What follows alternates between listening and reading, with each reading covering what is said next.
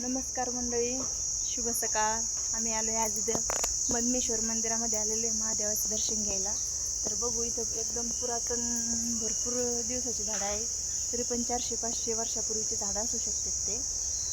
आणि खोडं पण भरपूर मोठी आणि ते वातावरण एकदम शांत आहे. तर बघू आपण, इथं इतकं करमतं का बस.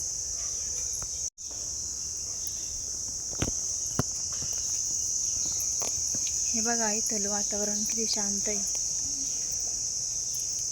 इथे विधी वगैरे सगळं करतात.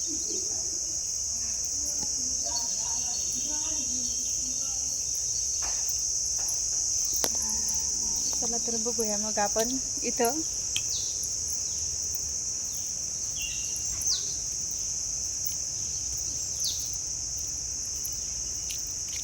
आणि इथे जी ही मधमेश्वर मंदिराजवळची ही जी नदी दिसते तुम्हाला, तर इथं दशरथ राजांचा पण विधी झालेला आहे. सीतामातेने इथे दशरथ राजांचा विधी केला होता. तर या जागेला खूप महत्त्व आहे.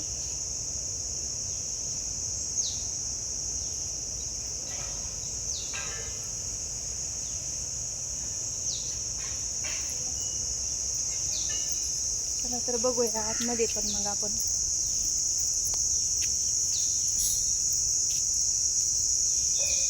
खूप जुनं मंदिर आहे हे, खूप वर्षापूर्वीचं.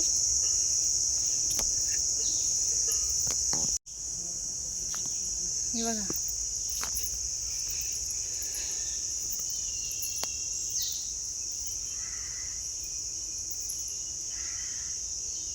असं काही करा ना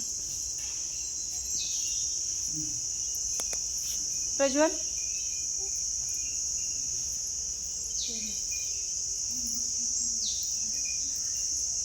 हे बघा, महादेवाचं मंदिर आहे इथे, खूप वर्षापूर्वीचे. इथे खूप अंधार आहे.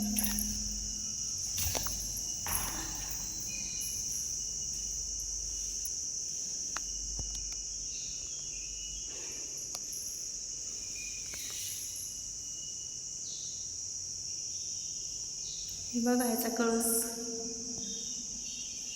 धार, लाईट पण आली आता. आणि खूप वर्षापूर्वीचं आहे बरं का, एकदम जुनं बांधकाम आहे. असं कोणी म्हणणारच नाही तिथं. असं खूप प्रसन्न वाटतं इथं आल्यावर, दर्शन घेतल्यावर. ओम नमः शिवाय. तर बघू मग आपण.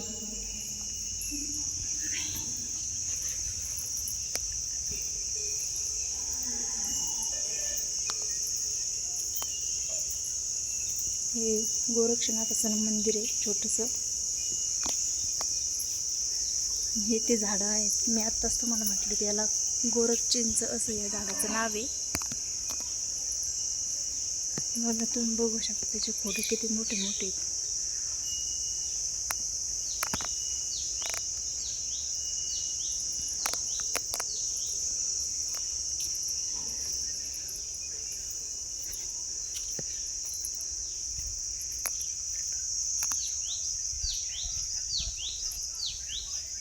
ह्या झाडाचं खोड एवढं रुंद आहे की 10 माणसं लागते याला, तेव्हा ते कवळीमध्ये बसेल.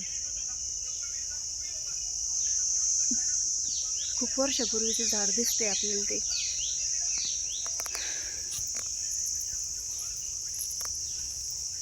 इथं मारुती मंदिर आहे.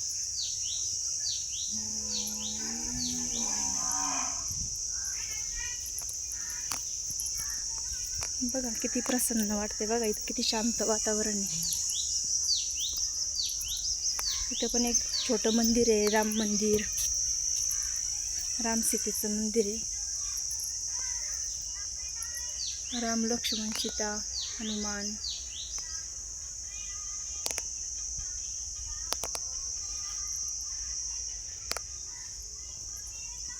हे बघा किती सुंदर वातावरण आहे इथं. बघा, खूप छान आहे.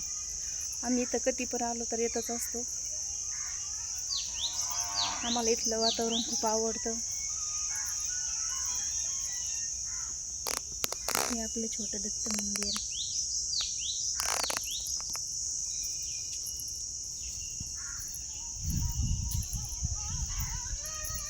एवढं शांत वातावरण असतं इथं, खूपच शांत.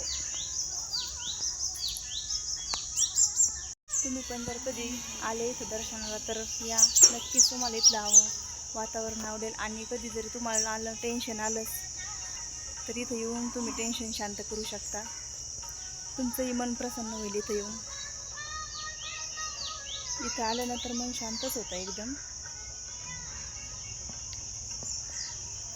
शांत वातावरण आहे इथं बघा, खूप प्रसन्न वाटतं. कधी आल्यावर याच इथं नेवाशाला. आम्ही तर दरवेळेस नेवाशाला आल्यावर येतच असतो आणि तुम्ही या वेळेस. चला बाय.